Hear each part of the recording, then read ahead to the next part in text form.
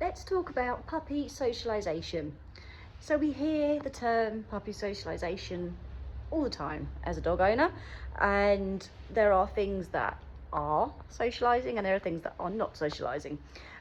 What everyone really wants is that their puppy will develop and grow into a confident and happy puppy, and a puppy that is comfortable around other dogs, other people and other experiences.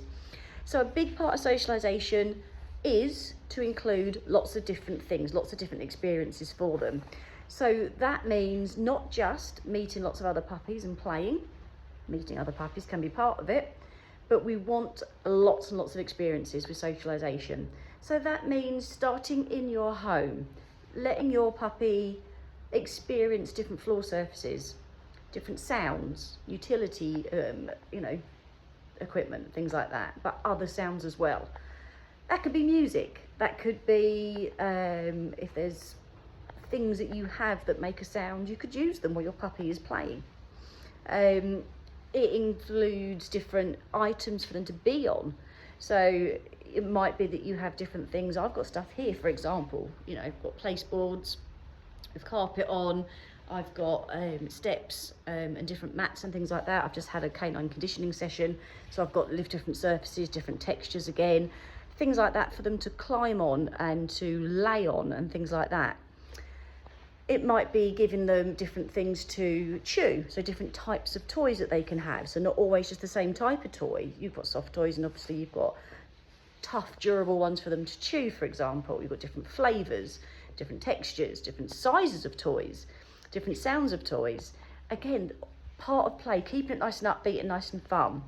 And then once you leave the house, you've got your back garden. Even if you have just one area for your puppy to be able to toilet, you might be able to put them on lead and let them go further down the garden. In my garden, I've got gravel, I've got concrete, there's an area with wood decking, we've got grass. We definitely have quite a large area that's just soil. So there'd be loads of different surfaces for a puppy to explore, on lead, off lead. Once they're going out, even if they're not out yet on the floor, in their arms, in a puppy stroller, in a backpack with support in the base, you can take them to places so they can experience traffic. Take them down the road so they see things going past. They might hear a plane going overhead. They'll see different types of dogs in the distance. Some might be barking, some won't. They'll hear different people and see different people. They'll get to see different things in the street. So it might be that you go past traffic lights crossing, so then you've got beeping. It might be that you go past some shops, so there might be the sounds and the smells coming from the shops. You don't have to do a whole day of everything in one go, but you can do a few minutes here and there. And what you're doing is showing your puppy that there are lots of things that happen in the world, but actually they can be positive. They can be things that are safe because they've got you there.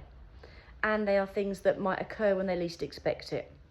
If we don't do exposure to lots of different experiences, if our puppy is in the house, they don't have access to lots of different places, we try and protect them. We don't want them to be scared of something new, so we try not to have music on loud, or we try and make sure they're in a different room when we do the hoover and things like that, and they don't go outside at all.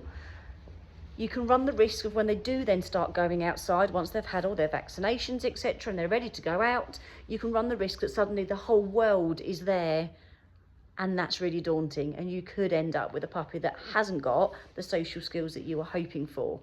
Doesn't mean they're not good with other dogs, because that's one part of socialising, but you might find that they're then worried about different sounds. It could be that they're really worried about being out of the house in general. It might be that traffic's scary for them. So getting in your socialisation positively, nice and early, is key. Now, I appreciate not everyone has a puppy, not everyone has a young puppy. We have rescue dogs and rehome dogs. Sometimes we've taken on a puppy that actually is a little bit older when we get them.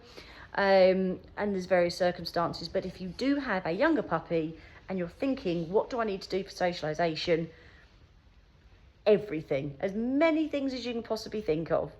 Now, in our stories, there is going to be some tips, our top tips, and I'll be posting them throughout our social media as well. And that does include one extra top tip, which is to use our free puppy socialisation plan. We have got links for this. I can send you the link as well if you would like me to send it to you. And it gives you a long checklist with lots and lots and lots and lots of ideas on what you could be doing as part of your socialisation for your puppy. You can add to it as well, of course, because it needs to suit you and your lifestyle, but it gives you lots of ideas on how to get started. And of course, if you're not sure, you can always ask me and my team. If you have your own trainer, of course you can ask your own trainer as well. There's no harm in it. There's lots of advice out there. Ask, always ask. There is lots of advice online as well. Generally, just be aware that that advice is very general and can be advice from people that are not dog trainers and behaviourists. So if you're looking and using search engines for it, just be aware that not all advice is the same, on the same level. But feel free to ask if you would like. So the puppy socialisation plan is completely free, like I say, and it will give you lots of tips and ways to get started. So have a little look, and if you want any more help with your puppy socialisation, to get planning, get started with your puppy, do let us know. But also I'd love to know what you do with your puppy. What sort of things are important for you that they are socialised around? So let us know in the comments.